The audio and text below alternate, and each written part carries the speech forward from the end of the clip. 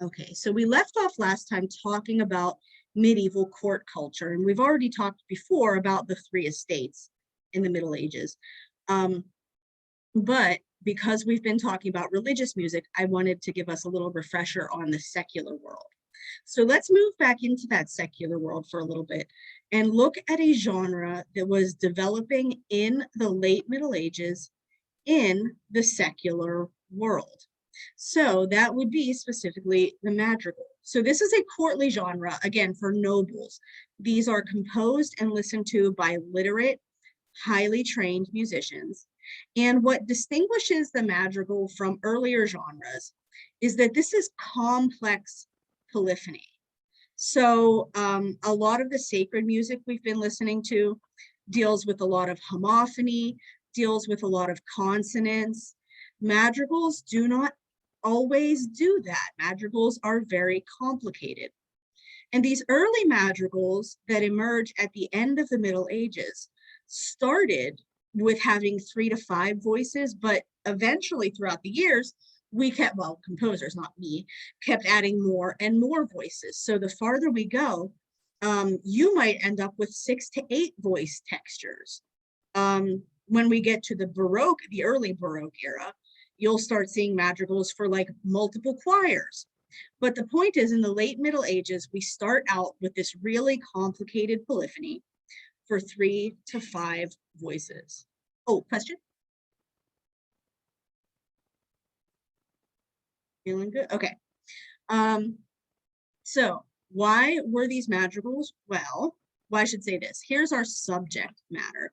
These madrigals, these complex polyphonic pieces, were normally on pastoral subjects. Pastoral meaning like shepherds and shepherdesses out in the fields, frolicking with nymphs and satyrs and all kinds of natural subject matter. So these madrigals were pastoral in tone, and they were in the vernacular language. Notice most of the sacred stuff we've been listening to so far is all in Latin. This secular stuff is not written for a church, so it's in the language that the everyday people were speaking. Madrigals were an Italian genre, so we see Italian texts laid out over the music. And here's what's really cool. Because we are dealing with pastoral subject matter in the Italian language, there's this, I don't want to say rabid, that makes it sound more violent than it really is, but there's a vigorous musicological debate over what the word madrigal means. And there are two theories. One, and this is an earlier theory, so it's not as trustworthy, but there's this idea that the word mandria for flock was the source of madrigal. So people would be singing these shepherd songs, and they were singing mandriales or madrigals. The other theory is that because these are secular songs in Italian, it's the vernacular language, the native language. So madre lingua, mother tongue, native tongue, vernacular language, gave rise to the word madrigal. Instead of singing in Latin, you're singing in your madre lingua, so you're singing a madrigal. Does everyone understand the difference? Oh, go for it. I was gonna say I've heard that like madrigal means vocal poem, like it's like you're singing a poem. I've heard that as well. Well, that is in effect what it is. You are singing a poem, but in terms of, but there are a lot of types of poem you can sing, right? Even Yeah, like sure. the motets that we were looking at, poetry text. So it is a vocal poem, but the word madrigal has a more specific point of origin. And that point of origin could either be the flocks, because we're singing about shepherds, or it could be madre lingua, because we're singing in the vernacular language now. Everyone understand the difference between those two theories and yet how they're related? Good. Can I get thumbs or hands? Okay, I see a lot of thumbs. I will take it. So, oh wait, something in the chat. Ye. Thank you, Kobe. I like the enthusiasm of the ye. Good. Okay, so let's look at an example of this that we didn't get to last time, but Jacopo da Bologna's O Scelecto Selvaggio. So this is specifically a caccia, and caccia is Italian for chase or hunt. The caccia was a specific type of madrigal. So all caccias are madrigals, not all madrigals are caccias. Everyone get that? Caccia is a type of madrigal. Good. So again, we're dealing with pastoral subject matter. In this case, hunting. So we're talking about being out in the field, hunting these natural creatures and the thrill of being out in nature and riding through the forest. And we get that musically through the horn calls that we hear. You will hear people singing things that sound like hunting horns. Also, you'll hear people singing things that sound like bird song, and this takes a lot of vocal virtuosity. We humans are not naturally meant to sound like birds, but if you practice hard enough as a singer, then you can kind of imitate it, and that's what these caccia singers are doing here.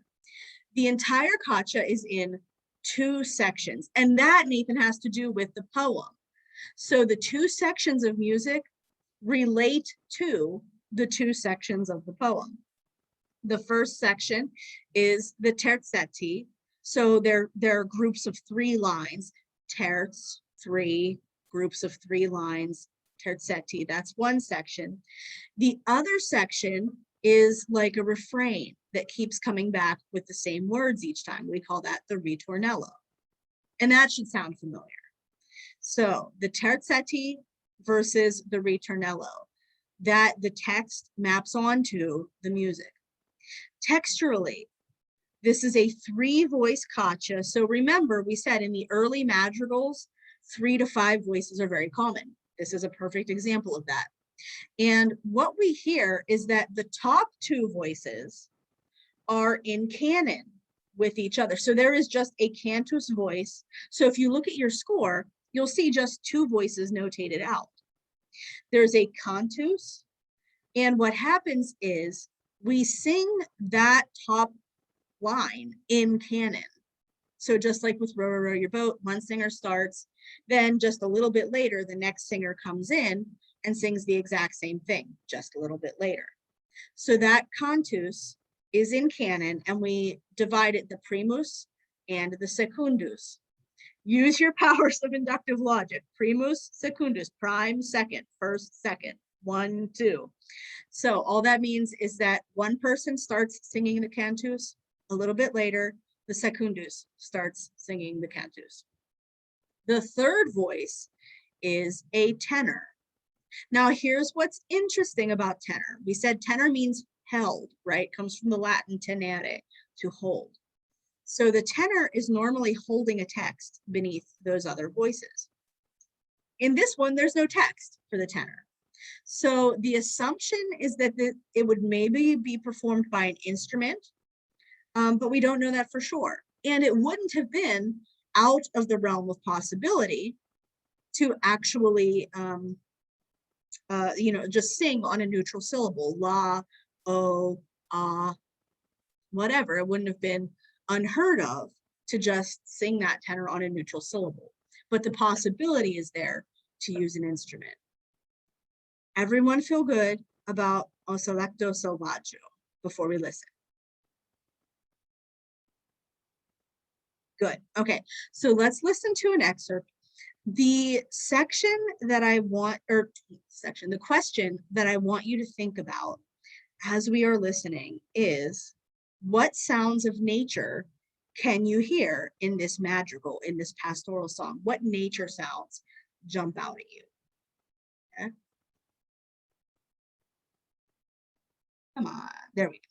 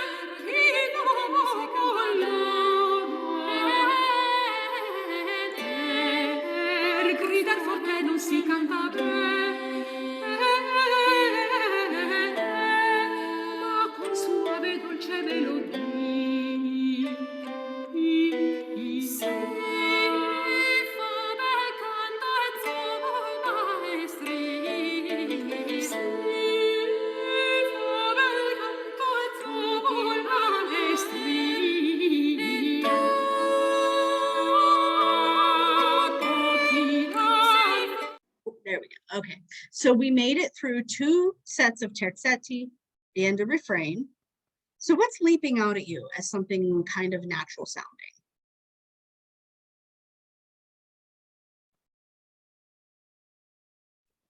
Well, like this is like the bird song kind, right? Like the those little ornamentation, those little decorations up in the upper voices are supposed to be like what, like, you know, birds like kind of tweeting and stuff, you know? Precisely. And especially, like, notice how high in the range they are. Like, we have women singing here, but even if that were men, that'd still be high up in the range, right? So yeah, very, very tweety.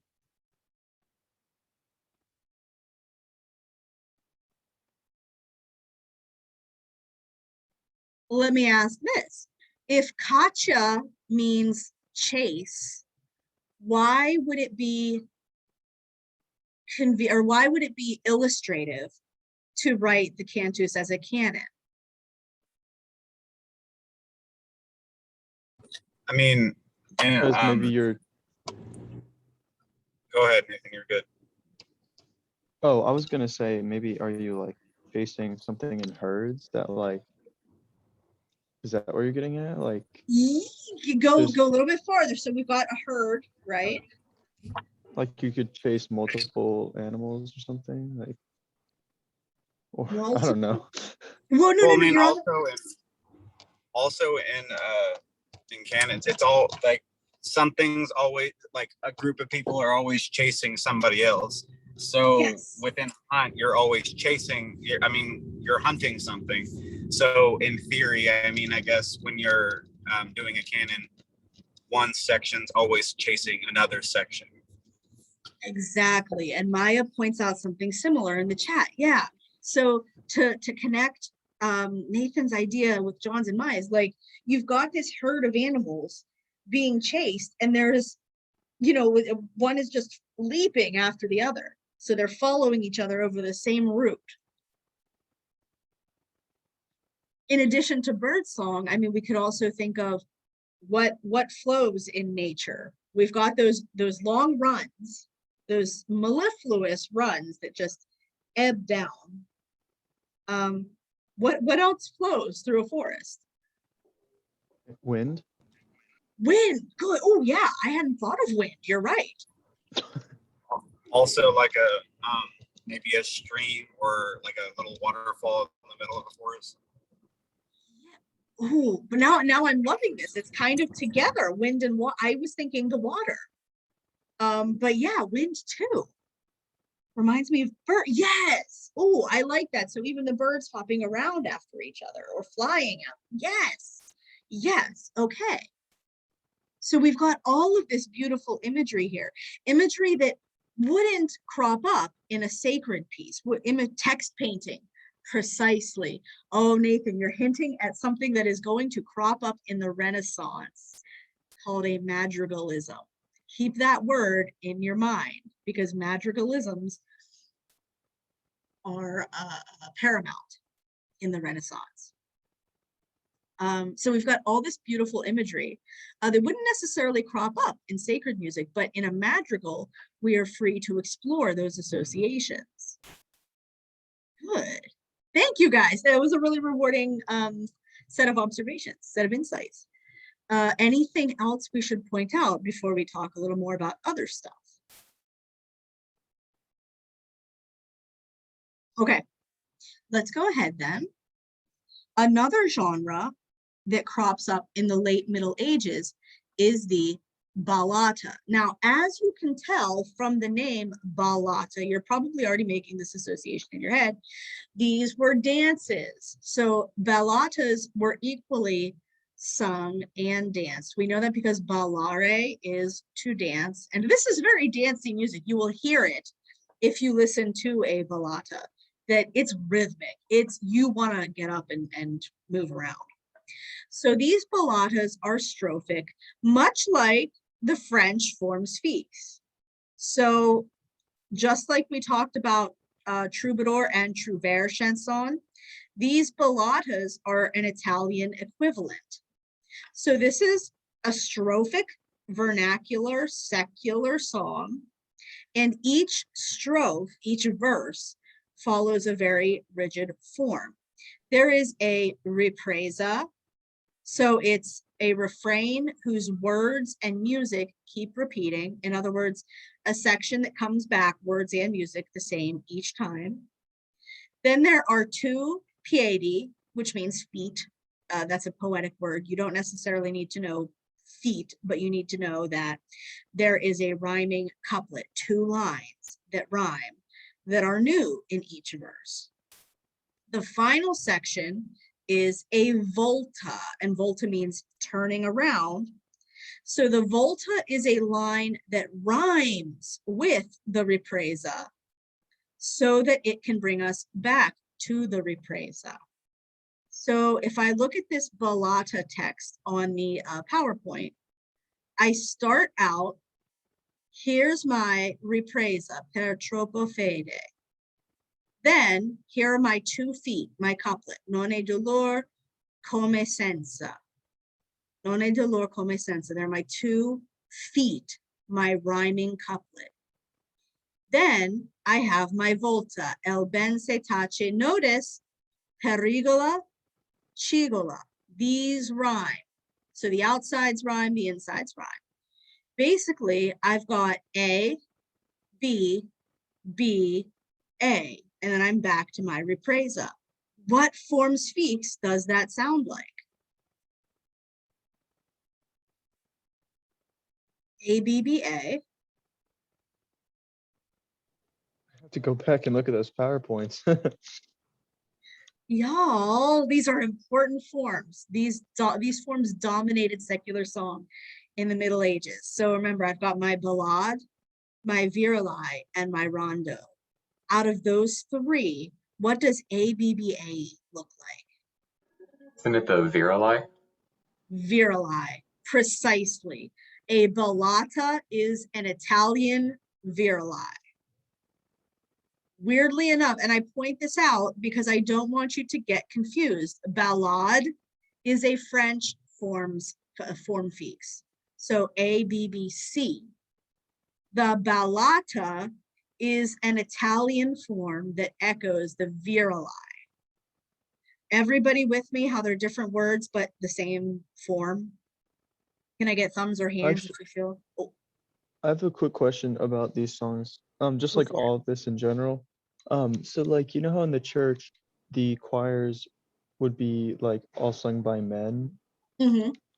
So in secular music, like it wasn't that way, was it? Cause this was just like people singing. Exactly. Yeah, secular music could be made by whoever was around, well, whoever was around, really. And if you were a rich nobleman and this was a courtly genre, you might be able to afford a choir of professional singers. And those would probably be men, because women, it wasn't dignified for women to make money in that time. Women were dignified women were paid for by their husbands and fathers and brothers and whoever else was in charge. So professional musicians were probably men. That's not to say that there couldn't be professional musicians. So if we look, there's a French noblewoman, Christine de Pizan, and she was mostly known for her poetry, but she, after her husband died, had a flourishing career writing music that could be performed by women and men. So noblewoman, widow, who, completely professional. Now, the thing is, because she was a noblewoman, this is how she could maintain her dignity. She didn't make money from her art because that would have been undignified. She was independently wealthy. So she was just free to make whatever art she wanted as a learned woman. But yeah, long story short, anybody could make secular music, male or female. That was a really long answer to a really simple question, and I'm sorry. I apologize. But is everyone with me? This is open to men and women, but men were usually the professionals. Awesome. Okay. Good. So we feel like this is a virali. Each poetic line, this is not as important of a detail, but it is a detail that we should know. Each line of poetry had 5 to 7 syllables, so it was quite rhythmically regular. Notice this is a dance, so if I'm going to keep my regular beat and my regular dance steps, each line needs to be about the same length. So each line is about 5 to 7 syllables. And the way these things would be performed is that it was usually sung and danced by a soloist, and the listeners would join in on the ripresa. Makes sense, right? Because the ripresa is the part that comes back each time. It's the part that's familiar to you. So, yeah, once the listeners were familiar with it, they were free to chime in each time the ripresa popped up. So the soloist is, wandering around doing his lute thing and singing, or her lute thing and singing. And then everyone else is dancing and singing when the ripresa rolls around. So that's what a ballata is. And these are genres that emerged at the end of the Middle Ages. But, dun, dun, dun, what happens after the Middle Ages? The Renaissance. So if I have any Broadway fans, welcome to the Renaissance. Sorry. That was me waking you up with the own horror of my voice. Good. So the Renaissance is emerging out of this learned culture of the end of the Middle Ages. There's some debate about the time frame, but we usually, for standardization's sake, put the beginning of the Renaissance around 1350. And the Renaissance began, we can actually point to a specific city where this impulse emerged, and that is Florence, Italy. So we talked about Florence last time with Dufay and Nuper Rosaris Florum, that beautiful cathedral, and the motet he wrote for the dedication of the cathedral. And in that same place, we see a Renaissance. Renaissance literally means rebirth. This idea that we emerge from the quote unquote dark ages after the fall of the Roman Empire. Nations are forming. That's why in the Renaissance, we call it early modern Europe. And these nations or kingdoms are forming opposed to local principalities, right? In the dark ages, it was basically every town for itself. There was no unified ruler. By the end of the Middle Ages, and by the Renaissance, we see that nations have formed. And under all this political stability, culture is able to flourish. When you're focusing not solely on survival, you have time to think about singing and dancing and painting. So there's this rise in national art forms and vernacular languages taking hold in learned circles. Now, what drives this learned culture is looking back to ancient Greece and Rome as models of intellectual and artistic ideals. The scholars of the Renaissance rediscovered ancient manuscripts that had been lost or suppressed for centuries, and they were fascinated by these ancient manuscripts. So the goal of art in the Renaissance was to look up to ancient Rome and Greece as like the pinnacle of human achievement. So the goal of art was to imitate the visible world in this point, using mathematical principles of balance, harmony, and perspective. Remember, if we look back to week 1, and we said that Plato and Aristotle and the like of ancient Greek thinkers all believed the cosmos were united by mathematical ratios. These Renaissance scholars are picking up that idea. They're picking up that belief. So Renaissance artists had a new inclination, a renewed commitment to imitating the visible world through imitating these ratios, these numerical relationships that govern the cosmos. So if I'm going to paint something, then I want the dimensions of my painting to match the dimensions of the cosmos. If I'm going to write a piece of music, I want the numerological relationships in my song, whatever it's a motet or a caccia or a balata, whatever. I want the numerical relationships to reflect the cosmos. And so we see this renewed commitment to empirical observation and kind of documenting those observations in art. Now, for us as musicians, what does that mean? What does music of the Renaissance sound like? Well, the English countenance. And what we mean by the English countenance, we're going to talk about this more when I move to the actual slideshow that's scheduled for today, is tertial harmony. Remember before we said that perfect consonances, fourths, fifths, and octaves were the ideal. That was our resting point in music. But in the Renaissance, something called the English countenance takes over European music. And what we mean by the English countenance is tertial harmony. That's an important term, not my term. That is a standard historical term that you should all know. Everybody should walk away from today knowing what the English countenance is, and that is tertial harmony. So with this tertial harmony comes a globalization and standardization of notation. Remember, we talked about Franconian notation being the norm on the continent.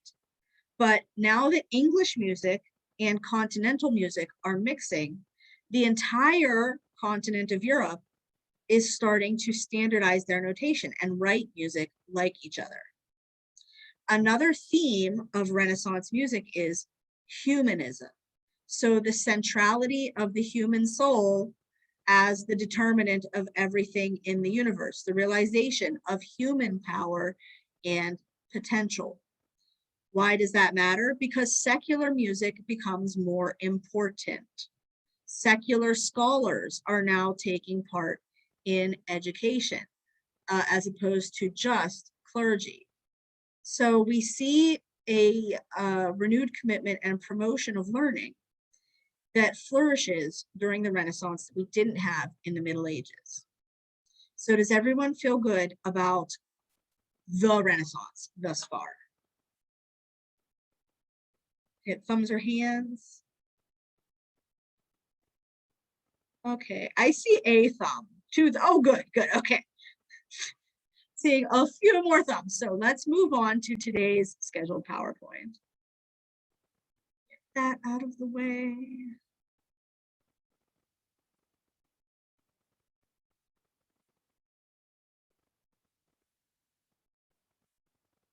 Okay.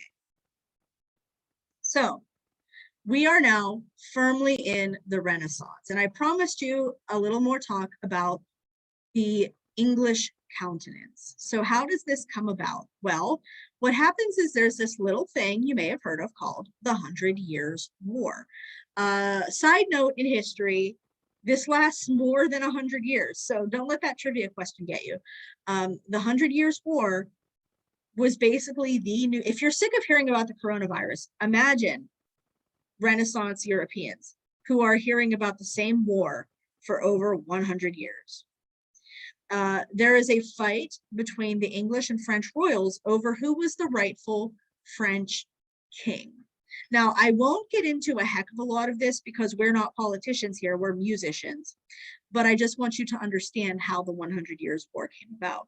So basically, since the time of William the Conqueror in the 11th century, English kings had been subjects of the French kings. We already see this is going to be problematic down the road, right? So since the 1000s, English kings owed allegiance and service and were part of the French feudal hierarchy. Specifically, the Dukes of Normandy were also kings of England. So the Duke of Normandy, William the Conqueror, becomes the King of England. Yeah. Now, further complications ensue when Eleanor of Aquitaine, remember her, she divides the French kingdom, well, she divorces the French king and marries a guy who would become the English king. So Eleanor of Aquitaine, who possesses a large part of what is France, then marries the English king, And so Aquitaine becomes English. So again, we're weaving these lines. All of this boils over because England and France just keep picking at each other for control over homages for a few centuries.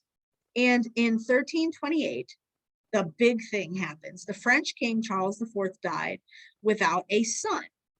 And a committee, a French committee of noblemen, had to choose who was going to take over.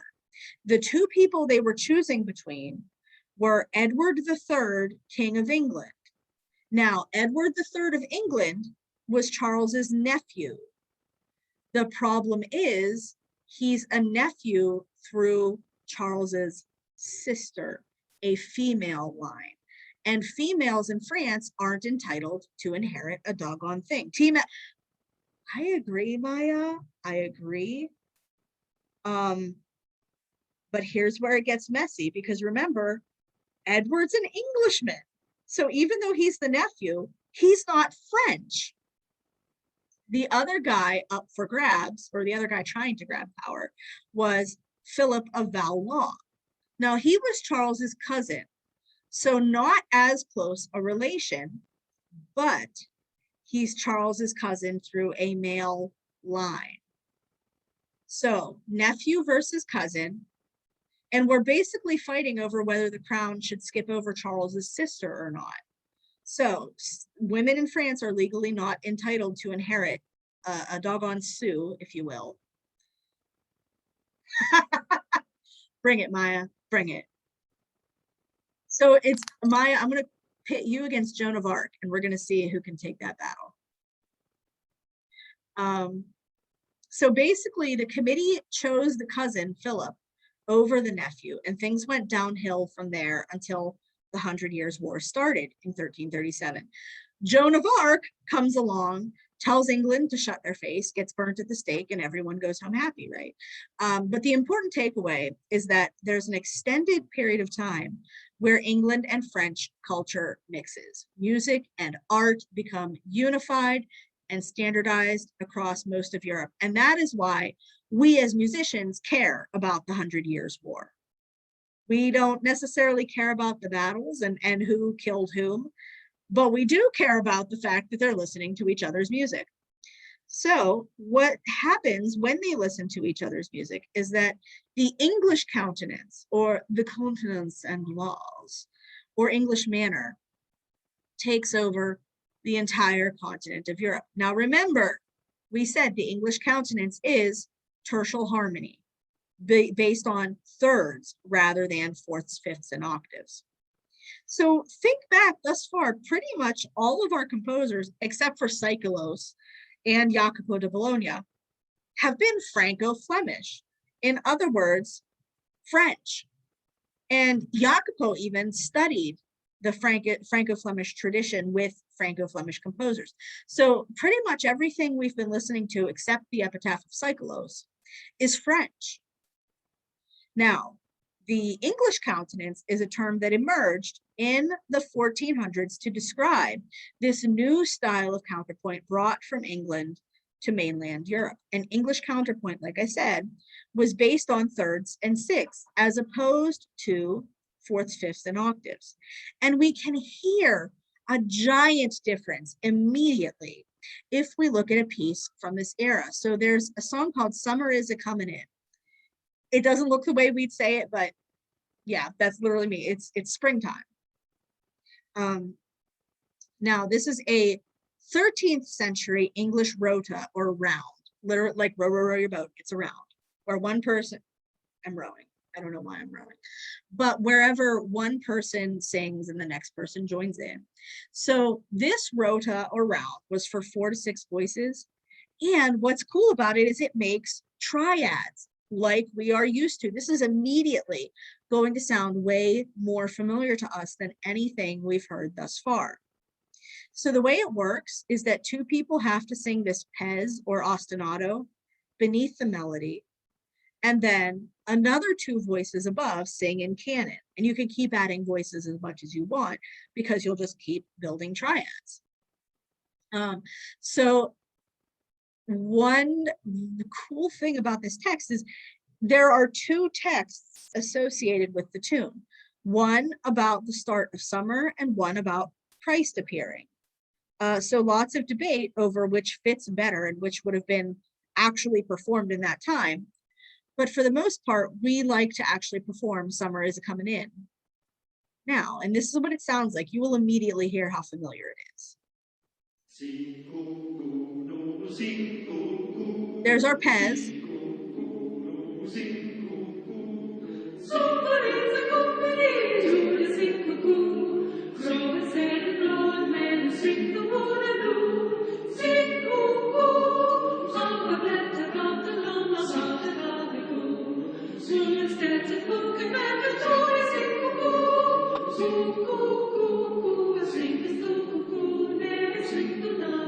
Here's our round. Listen to those thirds.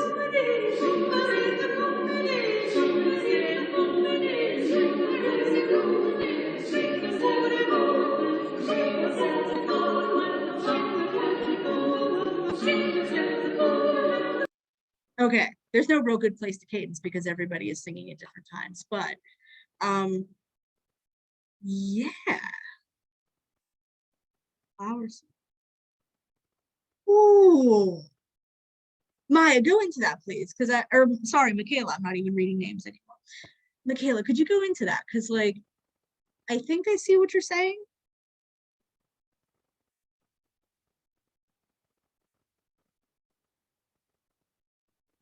How bouncy, yeah, okay.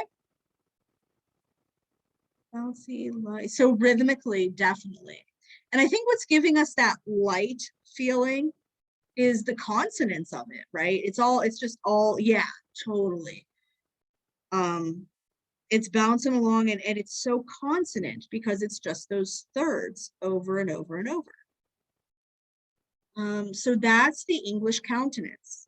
Summer Is Coming In is the sound that dominated it was the summer Bach of 13 something something. Kind of. So that's the sound that is taking over the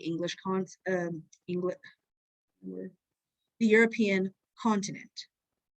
Now, the main composer, or one of the main composers, I should say, that we associate with the English countenance is this guy, Lionel Tower. And he was one of the most prolific expedients of the English countenance. Many works of his are preserved in the Old Hall manuscript. See your textbook for more detail on the Old Hall manuscript. But we have debated since, all of these centuries about what pieces are his or not, whether his style is reflected in certain specific pieces or whether other composers were just imitating him. Now, he was known most of all in England for popularizing the unified mass cycle, along with a guy we're going to talk about in a second, John Dunstable. And what makes Power's music stylistically unique is these full harmonies, these triads, these chords. Not chords, I'm going to go back on that word. Not chords, but triads that we are used to now, and his varied textures. So sometimes he'll place the cantus firmus in the middle of the texture.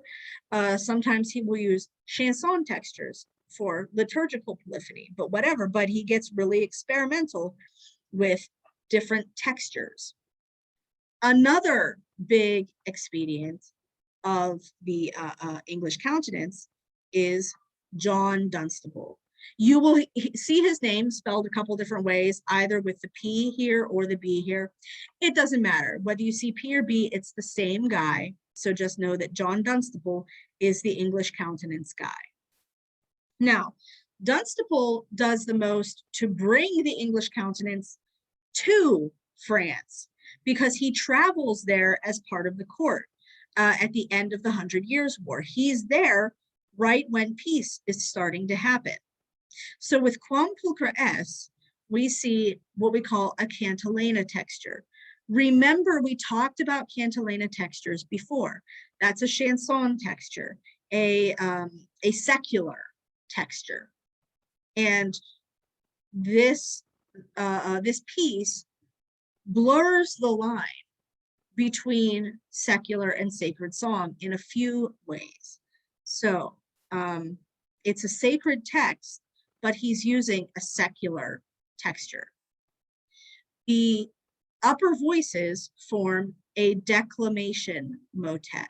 What that means is all voices declaim together. Remember when we talked about different types of quadratic notation, we said declamatory or syllabic means one note per syllable. This is kind of the same thing, where we've just got one note per syllable of text. And because all the voices are singing that same text in the same rhythm, this is a homorhythmic song. So it's a secular texture with a sacred text, and we're setting the sacred text as a declamation motet. That's a lot going on in there. Secular, sacred, all together. Because that's kind of complicated, could I do thumbs or hands? Thumbs if you feel good, hands if you don't. Okay, I see like 3 thumbs or 5. Okay,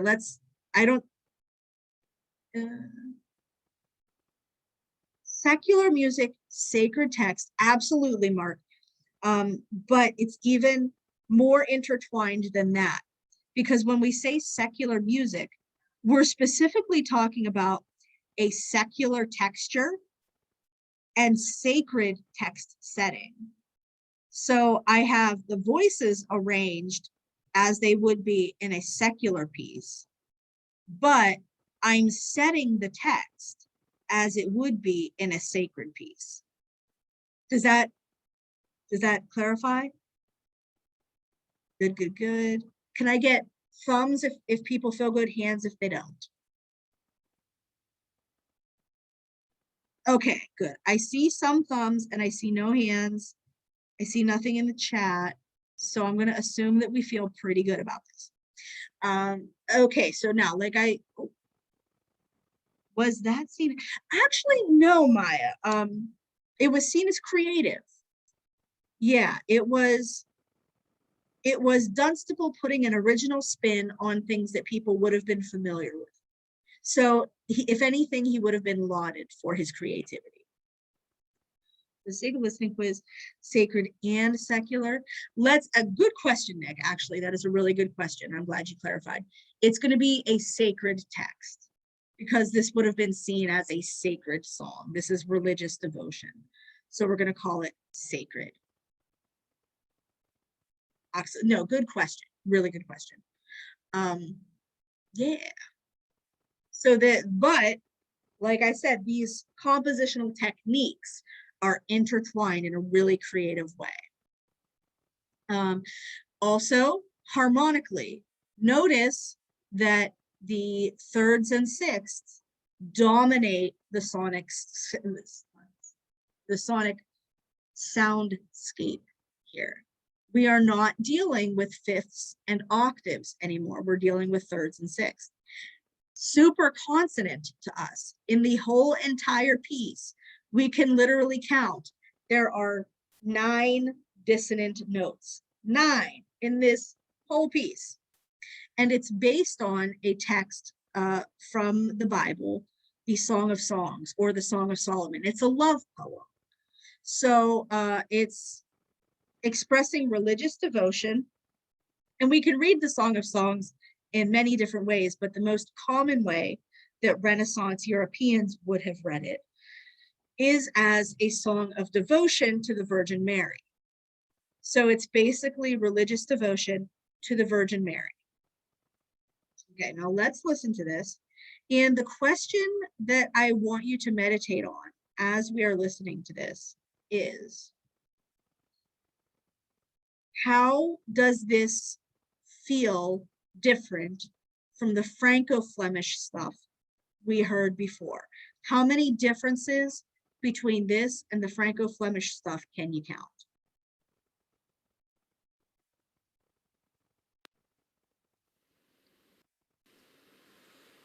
Okay,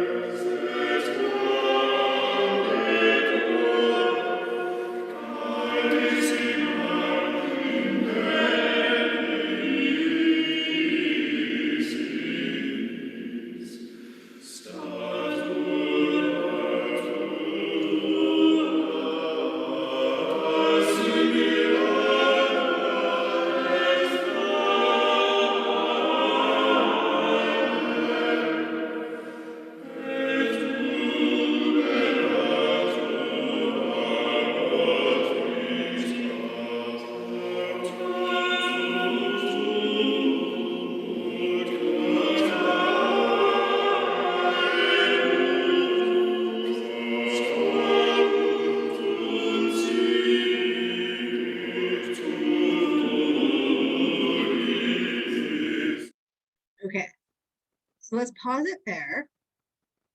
How does this feel different to you guys, or doesn't it? Maybe you feel like it's more similar. What are the differences and similarities you know? Well, I feel like there was a lot of more of them singing the same words at the same time. I mean, there Mhm. was a little bit of like offsetting, but it wasn't as much. There wasn't like they didn't sound as independent. Like they were very much like moving together through the chords. Absolutely. Independent, you hit the nail on the head. Remember, Franco-Flemish polyphony was all about independence. It was all about how complicated can we make one voice against another, and can we add another voice and make it complicated, and so on and so forth. It was all about those intertwining, interlocking things, like we heard with Jacopo da Bologna and other composers from previous classes. Whereas you're extremely on the nose here, Nathan, that this is all about harmonizing. This is not about counterpoint. This is about what consonant harmonies can we make and line up rigidly with each other. Cool. It also kind of sounded like there were some like secondary dominants in there almost. Like kind of had that feel. Like it kind of felt like they were like they put in accidentals in there to lead to a chord that didn't feel like home. I don't know if that whole concept came in until later, but like it kind of felt like they went outside of, you know, where the Franco-Flemish people would have like stayed. Yes, you are right that they still weren't thinking in chords. They weren't in the functional harmony mode like we are. Not in the common practice period, but I love that you're picking up on this familiarity of the harmony, because they're making triads like we do. So we hear the 9 dissonances that are interspersed throughout. We hear those as accidentals or borrowed chords or secondary dominants. So we hear those as having function, but we hear them that way because finally we have the familiarity of the third. Does that make sense? Awesome. Okay, I see Autumn and Nathan's agreement. Lack of drone or ostinato. Yes. Yeah, that's a good point. Is that this is not based on a repeating thing like the isorhythmic motet. This is not based on a tenor where we've got the one note underneath, bum, right? So because this is moving at the same rate, because all the voices are interlocked, they're not independent like Franco-Flemish polyphony. Yeah, they're absolutely closely tied together. It's not separate layers. Yeah. Any other observations? Okay, so let's talk about how this sounds once it moves to France. Go away, go away. There we go. So a French, Franco-Flemish composer, Guy Benchois, adopts this style, and we can hear him take the English countenance, i.e. thirds, and place it in a French forme fixe. So this is a ballade, a secular chanson, just like the troubadours and trouvères would have sung. So here's a ballade, but now harmonized in thirds. And this whole thing has a very slow harmonic rhythm. It does not change sonorities very often. It is triadic, and there is a strict treatment of dissonance, which is a very Franco-Flemish quality. So remember, we talked about in Franco-Flemish polyphony, you had to handle dissonances in a certain way. You had to resolve them the right way. And Benchois does that. The dissonances that he gives us here are generally what we call sighs, that movement by half step. And we hear that lining up with the text because the text, well, we'll talk about down here, is very sad and mournful. So he's giving us these sighs, these half step sighs, while giving us this very consonant triadic harmony. So texturally, it's a 4-voice chanson. There are distinctive cadences in here. So even though it's English harmony, that triadic is very English, the 4-voice cadences are very Franco-Flemish. We have what we call double leading tone cadences, and we call them double leading tone because we have T moving to Do at the same time that Fi moves to Sol. So basically 2 half steps at once. That's why we have 2 half steps, 2 leading tones, double leading tone cadence. Can I get a thumbs up if you feel good about what a double leading tone cadence is? Hand if you don't feel good. I have a question. So Yes. does that only apply to T, Do, Fi, Sol cadences, or could it happen other places? Like, you know what I'm saying? Could it be Yeah, with other notes? it is specifically T, Do, and Fi, Sol at the same time.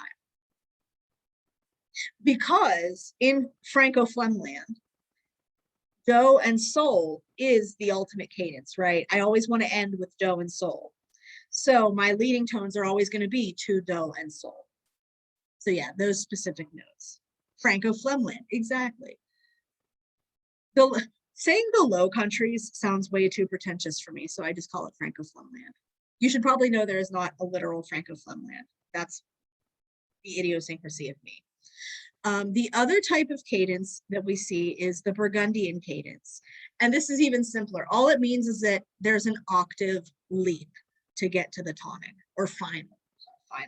So if we approach the final by octave leap, then we have a Burgundian cadence. Does everyone feel good about what a Burgundian cadence is?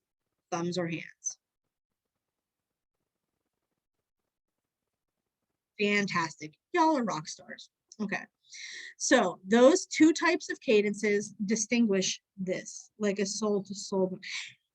Like it, but except we're going to be going Do here because you want to get right on that final. So it'll be Do to Do. Good. Okay. So yes, the text is by that woman that I mentioned before, Christine de Pizan. And she, like I said, was a widow. And so this poem is a lament for her husband. It is specifically saying like, oh, I feel such anguish, such agony at not having my husband here. Seems reasonable to me. But the question that I want you to meditate on as we listen to it is, does this sound like a lament to us? Does it or not? If it does, tell me why. If it doesn't, tell me why. So let's listen to this lament. See if it feels like a lament to us.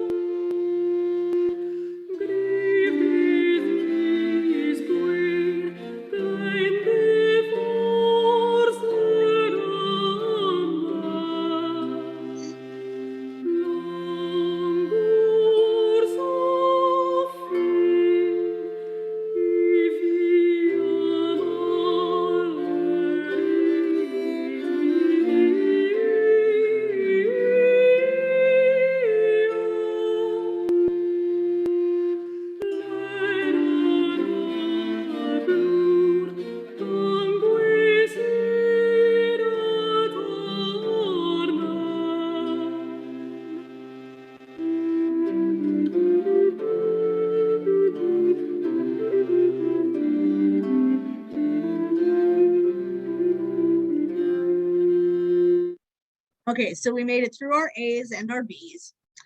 Let's talk about this lament.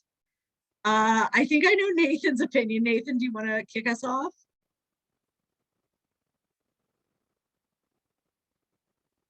Enough said. Okay, fair enough. Fair enough. Anybody else have a similar reaction or a different one? Let's get a conversation going. None of you had any reactions.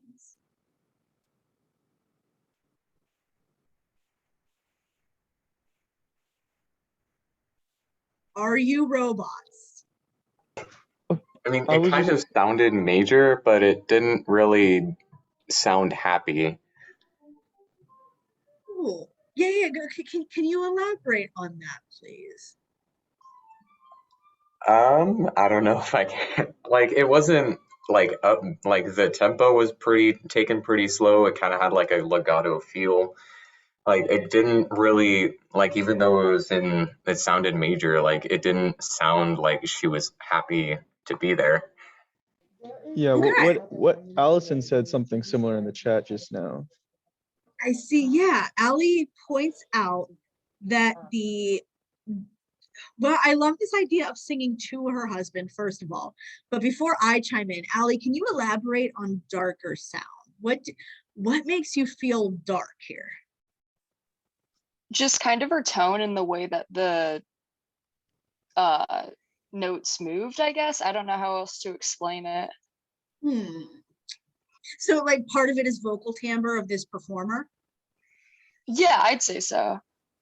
That's a good point. And for those of you who may be interested in performing this earlier repertoire, that is something that you will want to master, is this idea that your tone and timbre should match whatever piece you're performing, whether that means matching the affect, the feeling, whether it means matching the genre or the language or whatever. Yeah, performers of early music have to master this variety of ways to use your voice. It's not just one vocal technique, it's multiple techniques. Actually, instruments too, not just voice. Good, now let's talk about the way the instruments move. And I want to relate what Mark, Nathan, and Allie all said to each other. This idea of dark, but still major. And the reason for that is these composers in the Renaissance, and even earlier in the Middle Ages too, they didn't have this major minor binary that we have. They didn't have a dichotomy of major equals happy, minor equals sad. What they had was, and we mentioned this before, this dichotomy between hard and soft sounds. So if you had sharper notes, so if you were in like the Mixolydian mode, or you were in the Lydian mode, then you would have hard sounds, hard modes, because you're raising things, they're brighter. If you're in something like the Dorian mode, then you would have a soft sound. And this actually is still borne out in German music language today. If anybody of you use, or if any one of you use German pedagogical materials like Hello, Clarinetist Here, I Had to Study the Bergmann, then you will see scales labeled not major minor, but hard soft. So there's this, we're living in a time with Benchois that predates the associations of major with happy, minor with sad. So in this instance, what we are dealing with is not a happy major sound, but a hard sound.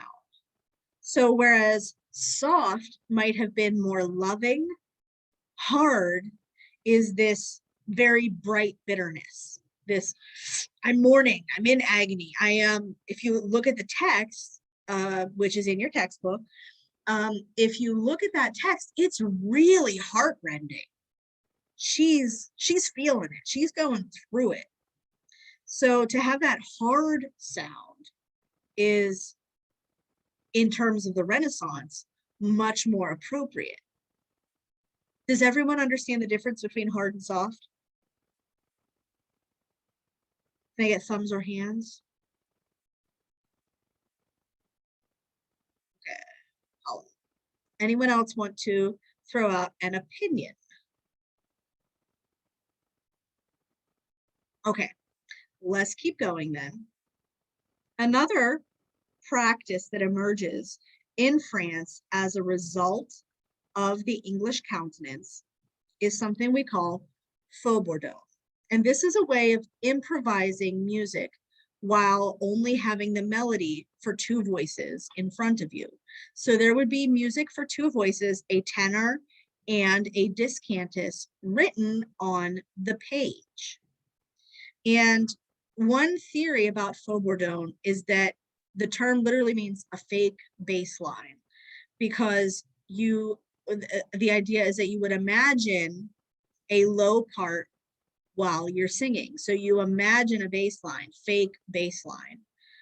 We're not entirely sure that that's the case, but it's one theory that's out there. And this practice of imagining a bass line was used mainly for sacred music in the 15th century.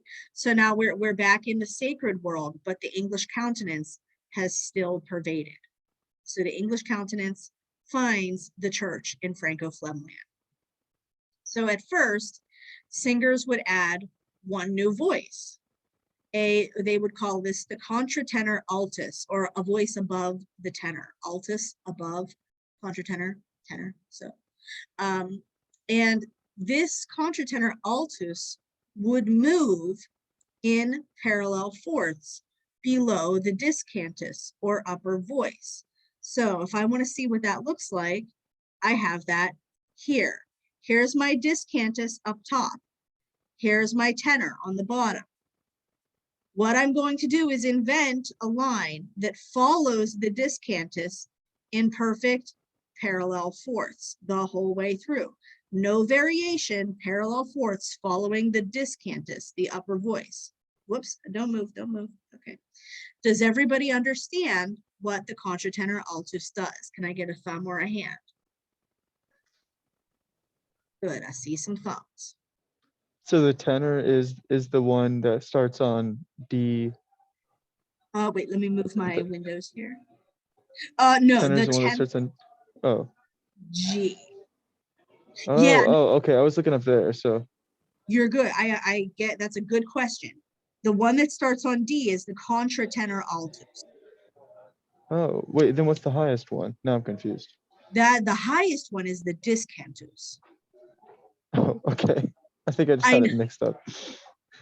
It's well, and the terminology is so alien to us. So but yeah, that the G's, that's my descantus. This held G down here is my tenor.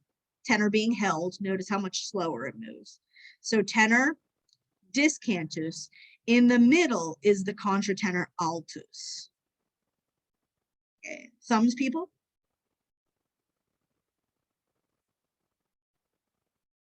Good. Okay, I see a couple. I see a good, a few.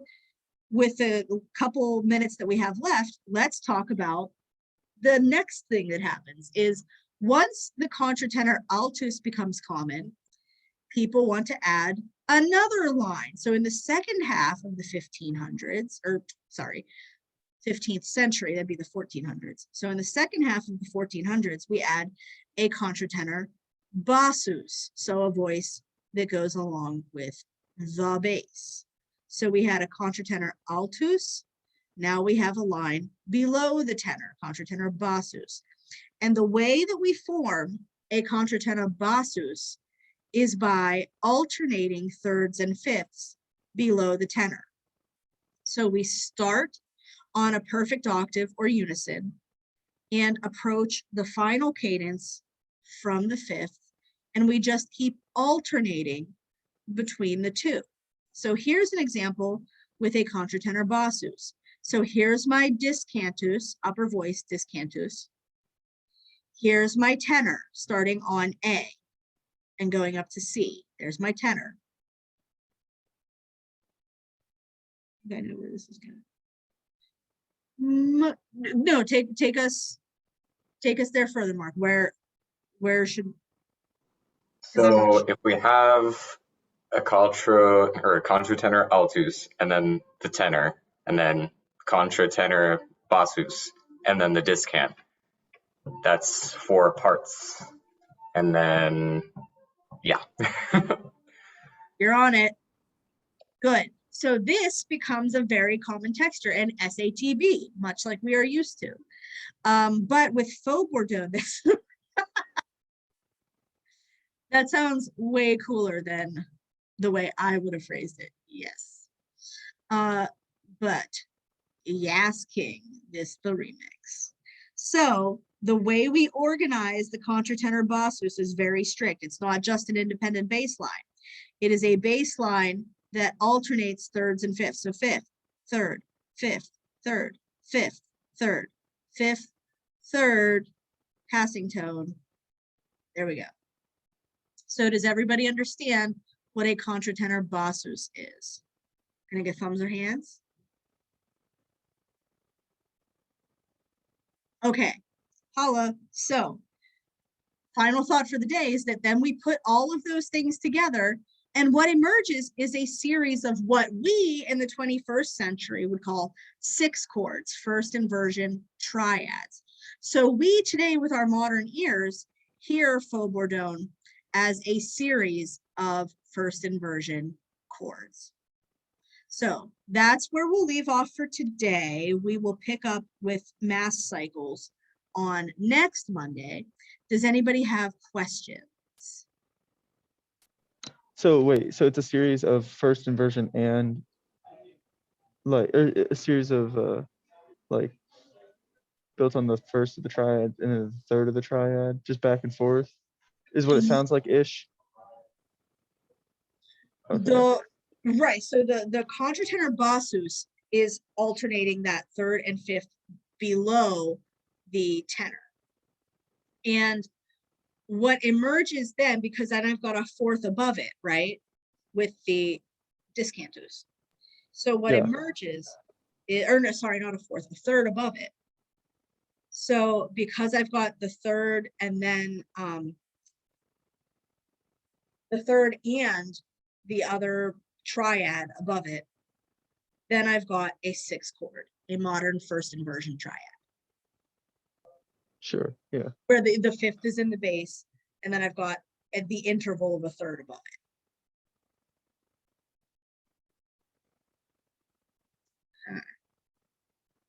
Anybody else have any questions? Okay, then happy Monday to you all. Please let me know if any questions arise in the meantime. Shoot me an email, and I look forward to seeing you all soon. Thank you, guys.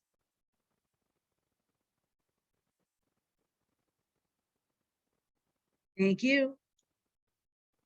Thank y'all.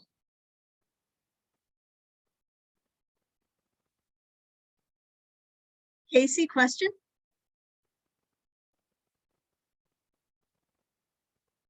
Doing okay, Casey?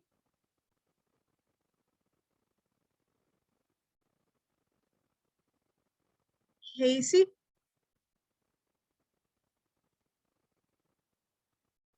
Okay, I'm gonna assume we might have just walked away from the computer for a bit. So, okay, thank you. Bye.